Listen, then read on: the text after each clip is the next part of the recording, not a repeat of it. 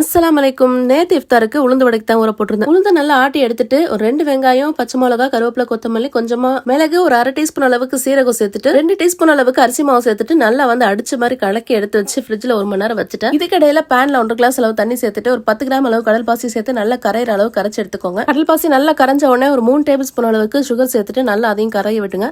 ஒரு பாதி தேங்காவை நல்லா கட் பண்ணி எடுத்துட்டு அதையும் நல்லா நைஸா அரைச்சு கட்டியா பால் எடுத்து வச்சுக்கோங்க. தேங்காய் தண்ணி வேஸ்ட் பண்ணாம அதுலயே சேர்த்து அரைச்சிட்டா நல்லா இருக்கும். கடல் பாசி நல்லா கரைஞ்சதுக்கு அப்புறம் ஒரு பவுல் அதையும் நல்லா வடிச்சு எடுத்துக்கோங்க. வடிச்சதுக்கு அப்புறம் அது கூடவே தேங்காய் பாலையும் சேர்த்துருங்க. சோ தேங்காய் பால் சேர்த்து கொதிக்க வைக்க தேவையில்லை. ஒரு ஸ்பூனை வச்சு நல்லா மிக்ஸ் பண்ணிட்டு மேல கார்னிஷ்காக பாதாம் துருவி சேர்த்துட்டு அப்படியே கொஞ்ச நேரம் செட் ஆக விட்டுருங்க. உளுந்த ரெடி பண்ணி வச்சுட்டு நல்லா ஃப்ரிட்ஜ்ல செட் பண்ணி வச்சுட்டு எடுத்தீங்கன்னா இந்த மாதிரி நம்ம உளுந்து எப்படி ஷேப்கோ சொல்றோமோ அந்த மாதிரி அழகா வண்ண மாதிரி திரண்டு வரும். உளுந்து வடை அழகா கிறிஸ்பியா சூப்பரா வரும். கண்டிப்பா இந்த மெத்தடை ட்ரை பண்ணி பாருங்க. இது கூடவே 2 நாள் முன்னாடி செஞ்ச சிக்கன் நகட்ஸ் ஃப்ரீசர்ல வச்சிருந்தேன். சோ அதையும் எடுத்து பிள்ளைங்களுக்காக பொரிச்சிட்டேன். அப்படியே உளுந்த வடைக்கு கொஞ்சம் சட்னி அரைச்சிடலாம்னு தோணுச்சு. சட்னி எப்போ அரைக்கும் போது 2 சின்ன வெங்காயத்தை சேர்த்து அரைச்சிங்கன்னா டேஸ்ட் நல்லா இருக்கும். நகட்ஸ் கூட நான் செஞ்ச சாஸையும் எடுத்துக்கிட்டேன். அல்ஹம்துலில்லாஹ் எல்லாத்தையும் ரெடி பண்ணிட்டு நோம்பு துறக்க உட்காந்தாச்சு. இன்னைக்கு தேங்காய் பால் கடல் பாசி அவுட் கமிங் செம்ம சூப்பரா இருந்தது. கண்டிப்பா இந்த இஃப்தாருக்கு ட்ரை பண்ணி பாருங்க. நெக்ஸ்ட் வீடியோ பார்க்கலாம். பாய்.